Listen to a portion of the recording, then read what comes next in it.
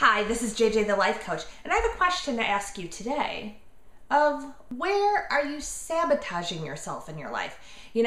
I've worked with clients, I have friends, and I've done it myself. Sabotage something. We want it so badly. We know it's for our better good or greater good, and yet we end up throwing obstacles in our way. So today I wanted to talk about exactly why that happens.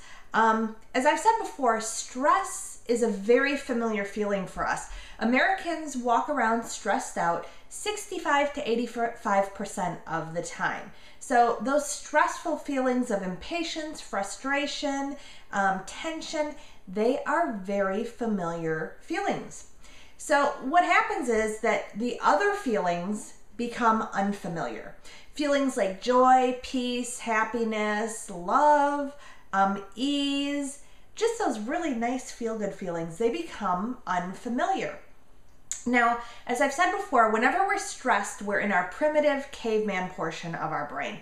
That's this part of our brain that's about the size of a walnut, and we have it in common with other mammals. It's all about protecting us and keeping us safe, and it runs the fight or flight response. So that also becomes very familiar to us. High blood pressure, muscular tension, those tension headaches, digestion problems, all become this familiar state.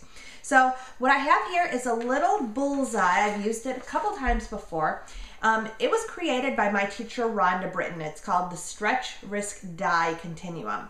So here in the middle is what's familiar to us. It's the status quo. It's where caveman brain likes to be because we're all protected. We feel safe, familiar, comfortable.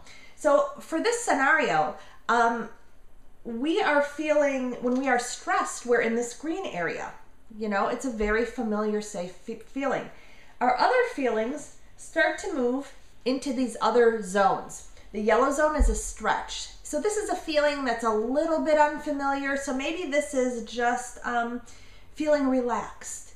Might be a little familiar if you're spending 85% of your time in the stressed out mode. The orange part is a risk. So maybe that's happiness.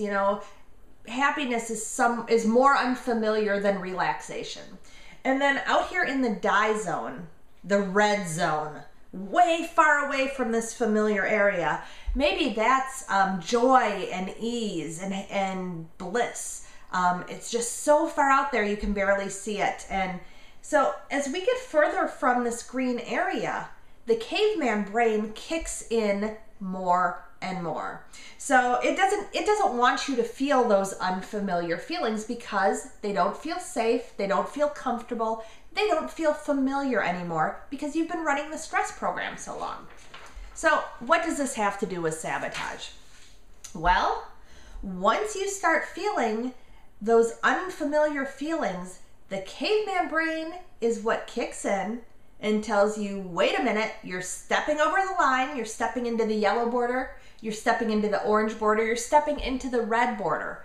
And rather than have you feel those unfamiliar feelings, even though they're fantastic, great, wonderful feelings, your caveman brain is going to rein you in. And again, the caveman brain is a very primitive portion of the brain, so we can't fault it. It's great for us when we are in survival mode, when we need to be in survival mode, but it's not very good at thinking about what's best for you and what's best in your job, what's best in your relationships. It just doesn't have that capacity. Your advanced brain has that capacity. So if you feel like you're sabotaging yourself, I suggest one of the things you do is recognize that you are in your caveman brain. You're not in your right mind, your big, beautiful, advanced human brain. You're in your caveman brain. And that it doesn't know better, and that it keeping you from these wonderful, fabulous successes and wonderful, fabulous feelings is ridiculous. It's just ridiculous.